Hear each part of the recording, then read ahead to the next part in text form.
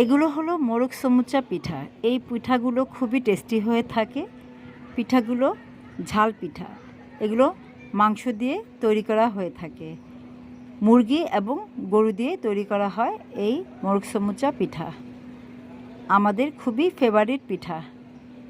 পিঠাটা খেতে যেমন মজাদার, দেখতেও খুবই সুন্দর। আর পিঠাগুলো গরম গরম খেতে খুবই ভালো লাগে। ঠান্ডা হয়ে গেলে আর আগের মতো স্বাদ থাকে না। তাই আপনারা যখনই তৈরি করে খাবেন, গরম গরম খাবেন। ঠান্ডা হয়ে গেলে মুচমুচে ভাবটা আর থাকে না, আর খেতেও অতটা ভালো লাগে না। আর এটা বেশিরভাগ চালের গুঁড়ি দিয়ে বেশি ভালো লাগে। রুটিগুলো খুব পাতলা পাতলা করে বেলে নিতে হয়। মাংসের কিমা পুর ভিতরে দিতে হয় এবং ডুবা তেলে ভাজতে হবে।